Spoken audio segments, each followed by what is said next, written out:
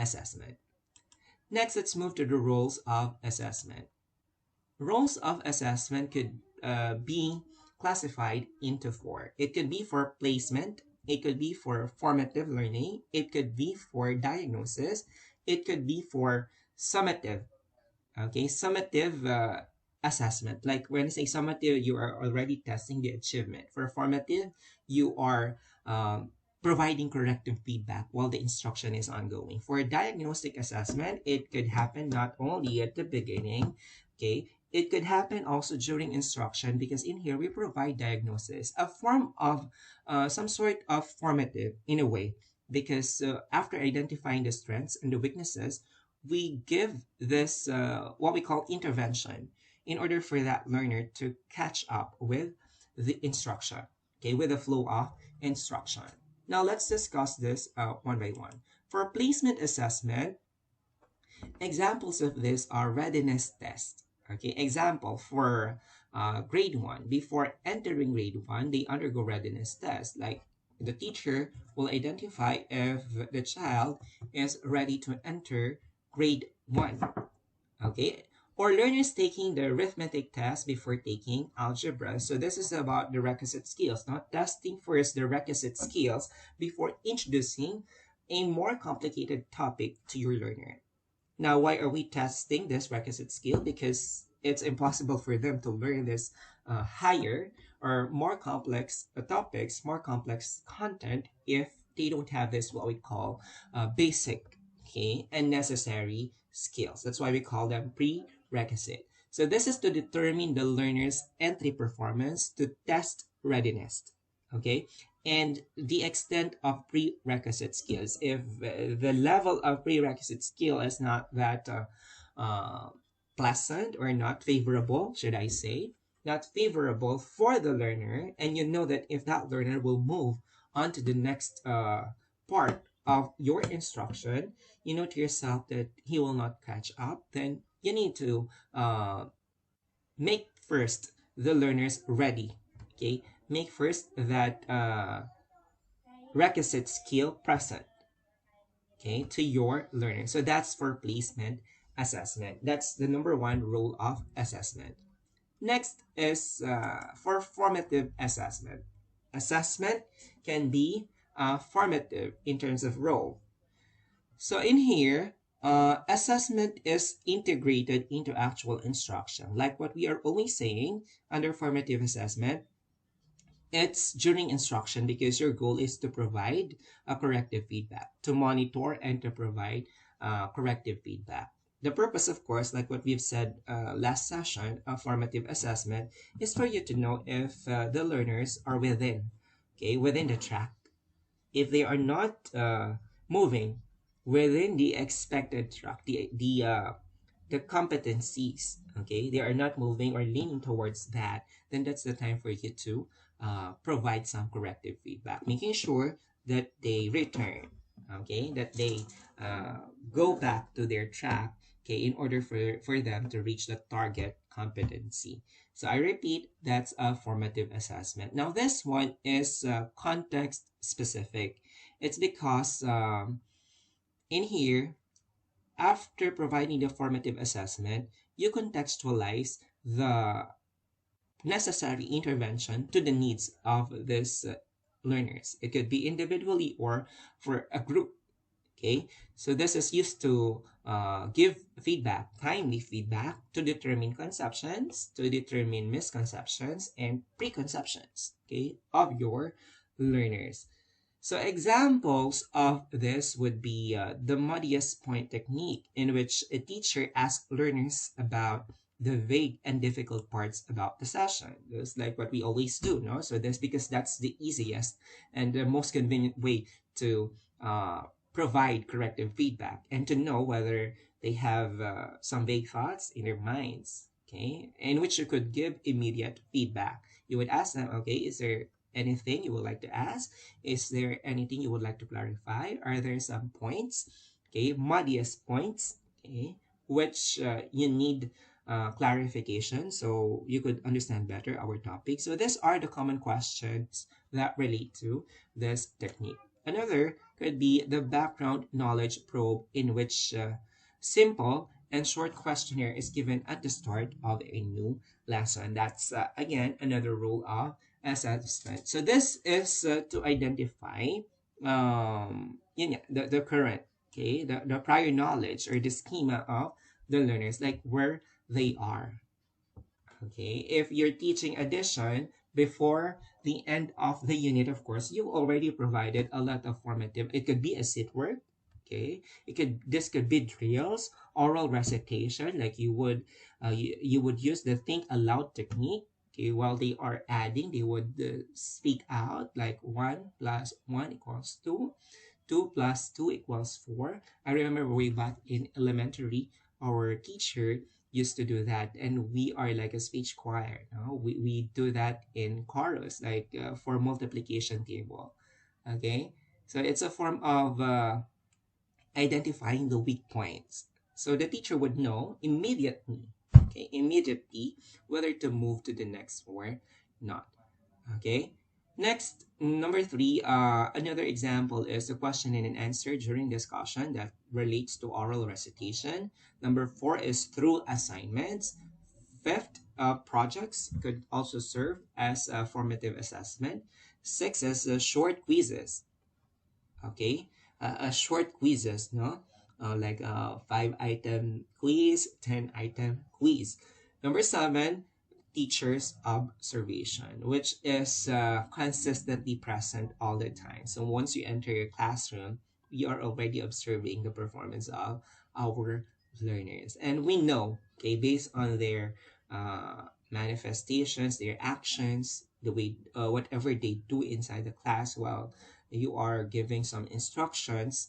Okay, you would see faces when giving feedback, and you would know if the instruction you gave is not clear through the type of faces they provide you whenever you give direction. So again, these are the examples of formative assessment. So another role of assessment could be for formative learning. Now, the positive impact of formative assessment is that the teacher would have a consolidation of the prerequisite skills, and that could be acquired immediately.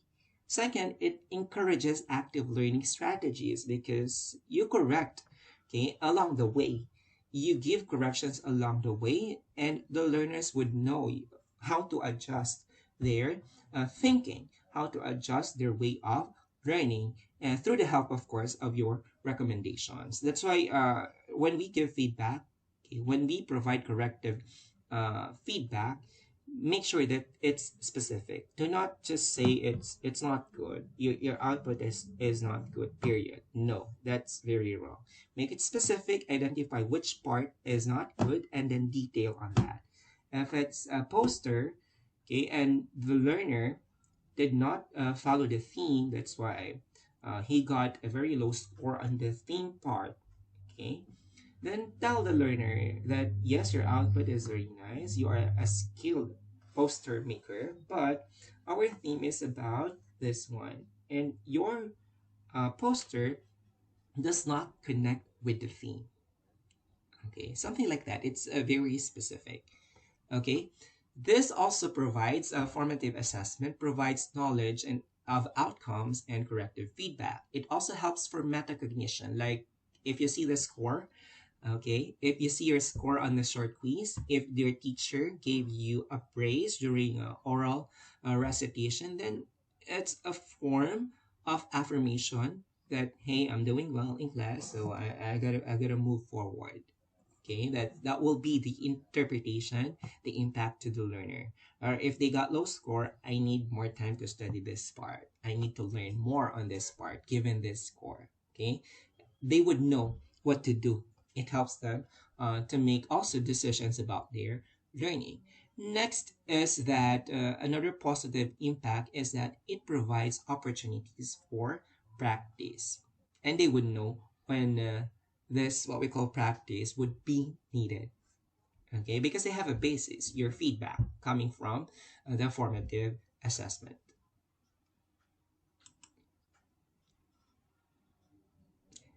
Now, on your screen, you would see the attribute of formative assessment by Mulmer, Burmester, and James in 2008. So we have here learning progression, learning goals and criteria for success, descriptive feedback, self and peer assessment, and collaboration.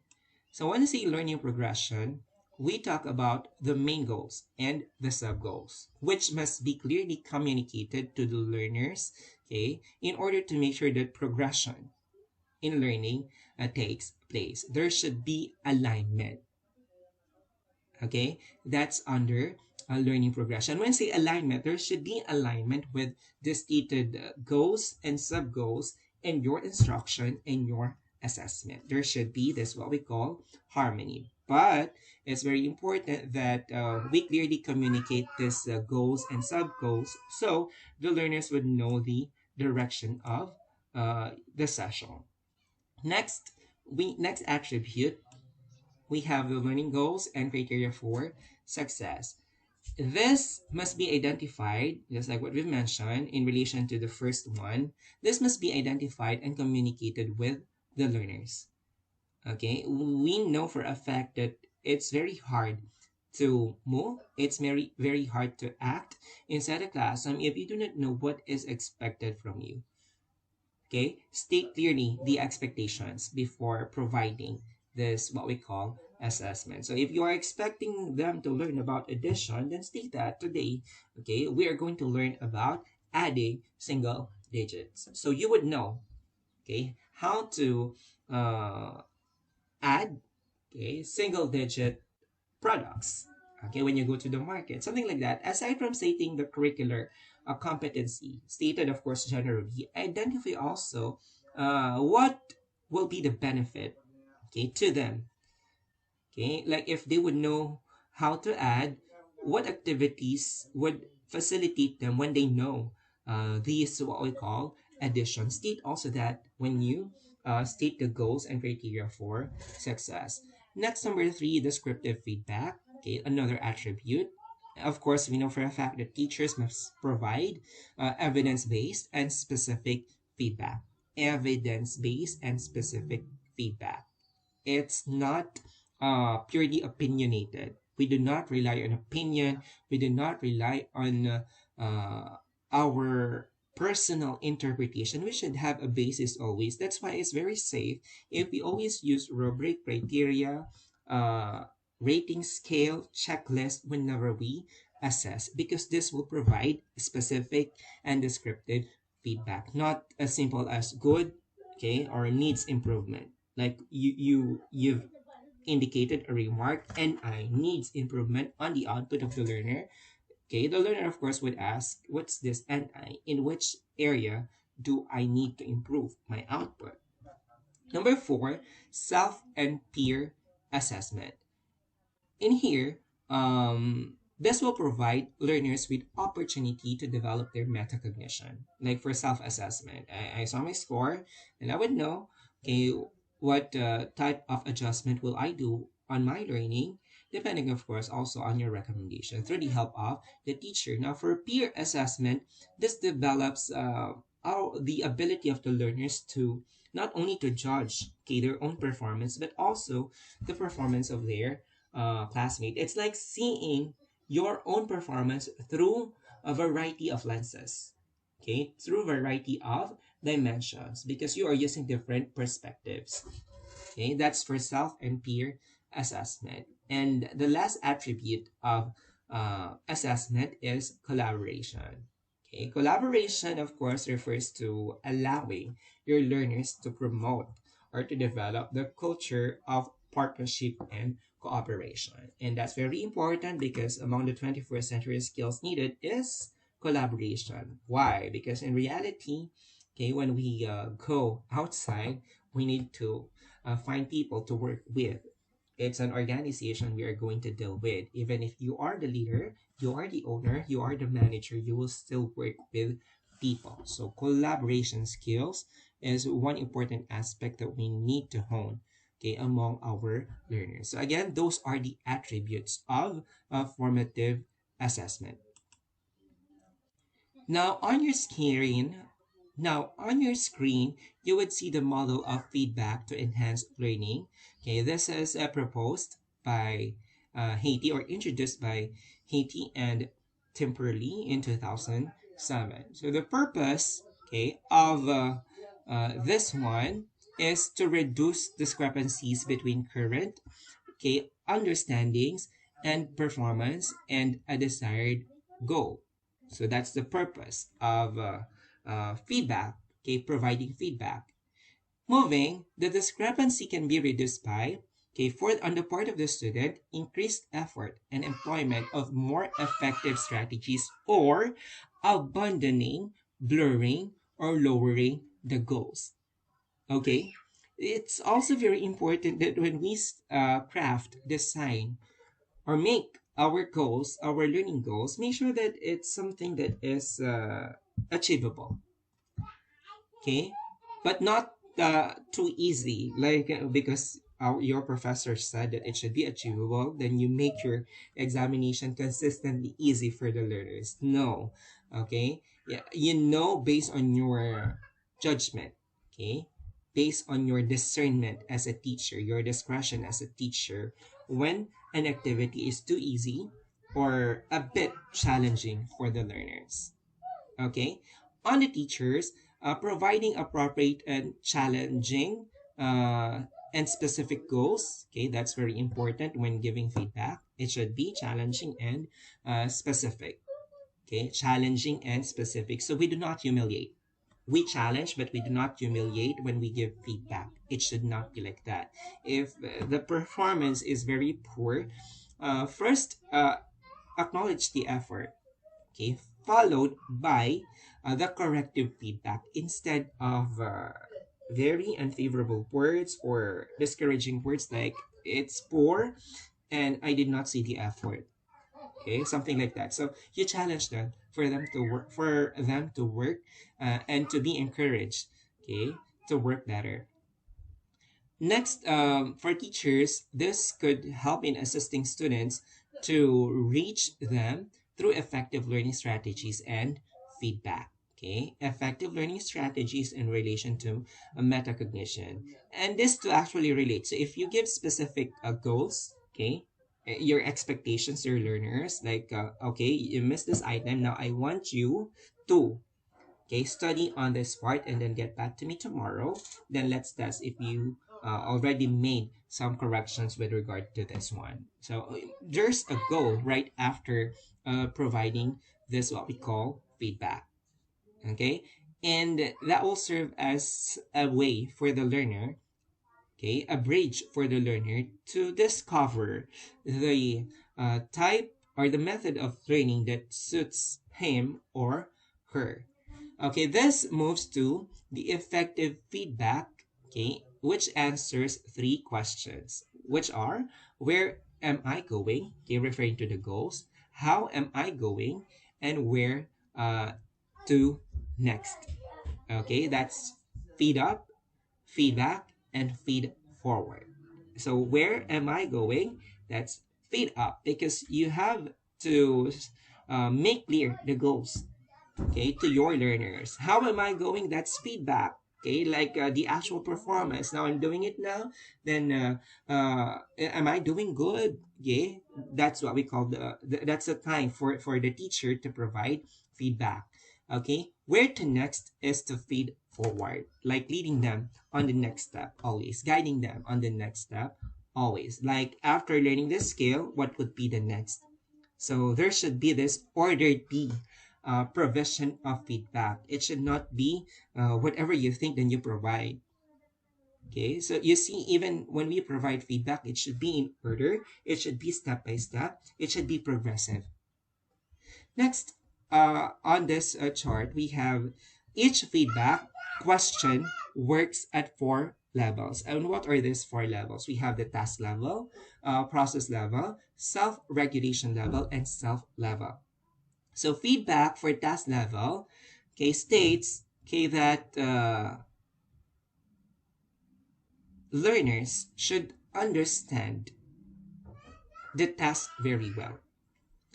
That's why whenever we give activities, we always ask our learners that if they don't understand the instructions, or is there any part that they don't understand about the activity, ask we encourage them to ask, to raise their concerns prior to doing the activity.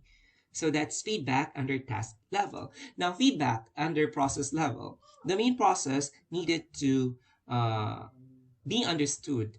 Okay, needed the main process needed to understand, perform tasks. So in here, while doing the task, okay, of course we have this what we call processes, which will they undergo, which your learners will undergo. So in here, the type of feedback that we provide for under process level could be those feedback that will make them realize that along the process, it should be like this.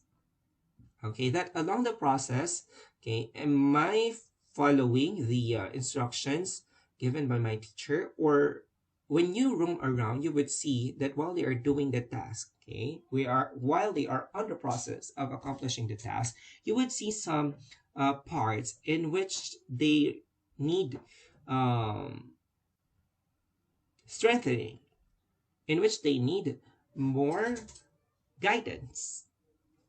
Okay, that's the time for you to provide feedback also under process level. Now, under self-regulation level. So this refers to self-monitoring, okay, directing and regulating of action. So providing feedback on how they could improve their learning on their own.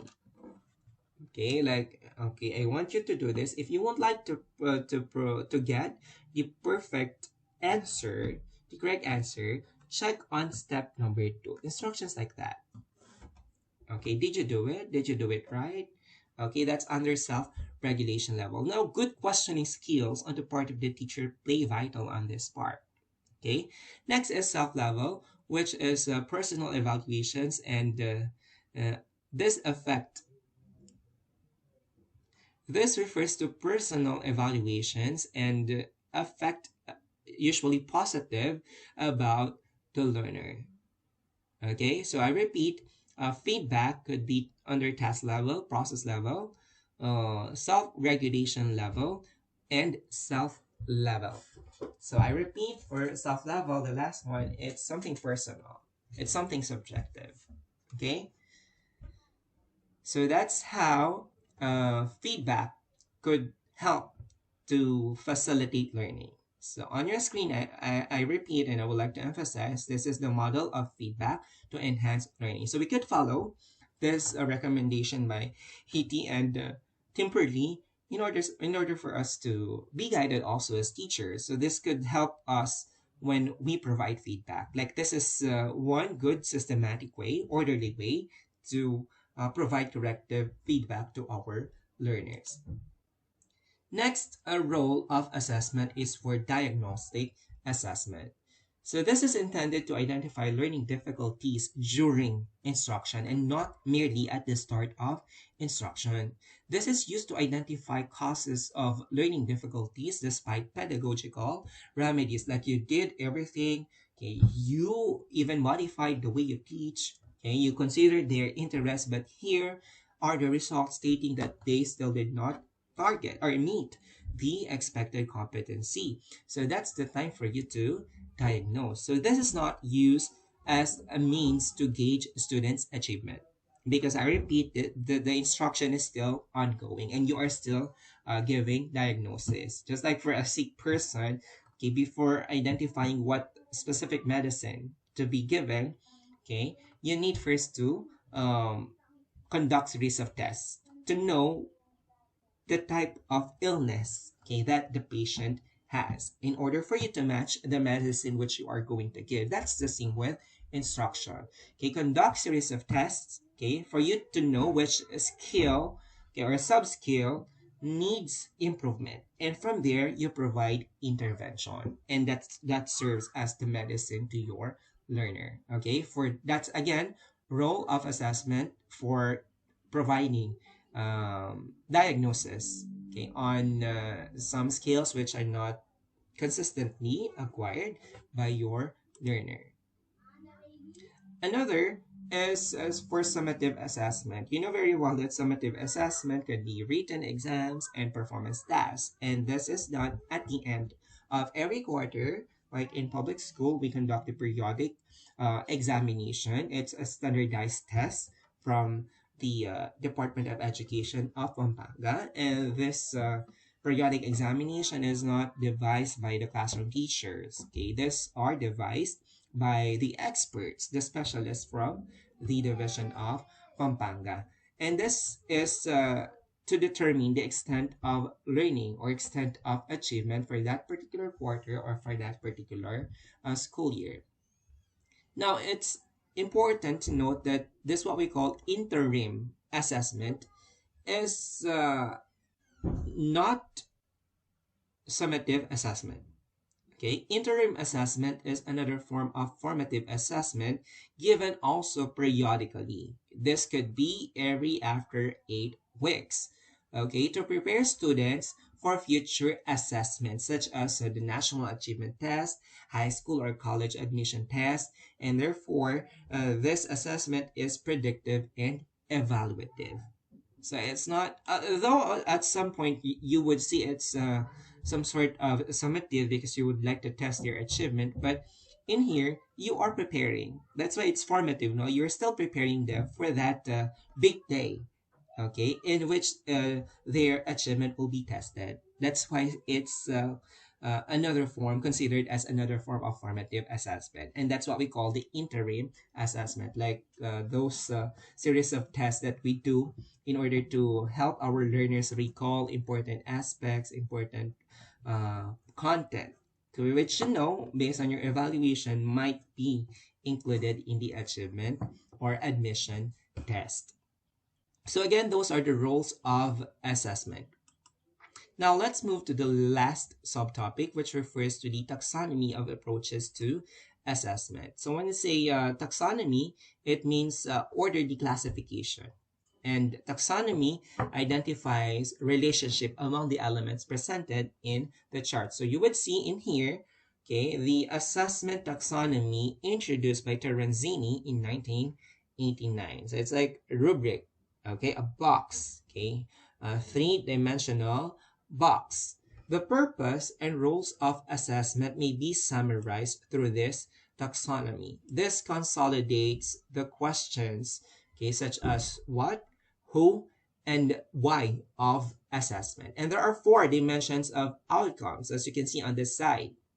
Okay, we have first knowledge, okay, we have skills, we have attitudes and values, we have behaviors, and this is the what of assessment, the object of assessment, and that's what we are measuring, okay, what we are identifying, okay, during instruction or after instruction. So assessment here goes to improve these aspects, okay, and in return it also improves instruction.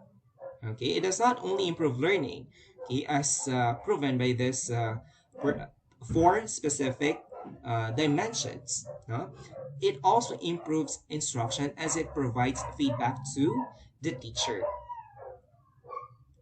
Next, we have this what we call learning and teaching, which is formative, and accountability, which is summative. So accountability refers to the decisions, okay, curricular decisions made by the teacher, okay, made by the school authorities, the administrators, okay, the policy makers, okay, a way to evaluate the program, the courses they are offering. While for the learning and teaching, this could be on this line, okay, this could be competency-based instruction, placement test, or for program enhancement also, okay, very similar to this part, okay, and this part of the model states the why, okay, the purpose of assessment. Why do we assess? In order to improve learning and in order to improve instruction. Why do we assess? On the part of the administrators, the teachers, okay, the policymakers, curriculum developers, that's accountability for them to know how to modify the existing curriculum, the existing content they are introducing to the learners. Now, on this side, this shows the level of assessment, and this shows the who question. Okay, like you know that a test could be given individually or per group. Okay, it could be individually or per group. Now, for this line, okay, this connects with individual testing. Now, for this line, this connects with group, okay, testing, okay, or group assessment, okay, because what we've mentioned a while back, it's so fearful to hear the word test. So again, that's the taxonomy of approaches to assessment, and this model shows the relationship, okay, among the elements presented on this particular slide. So that's all for today. Continue reading the module, and we are expecting that you will be able to answer some specific questions which we are going to raise on the next session. I hope that this video lesson helped you in understanding the content of your module. Have a nice day.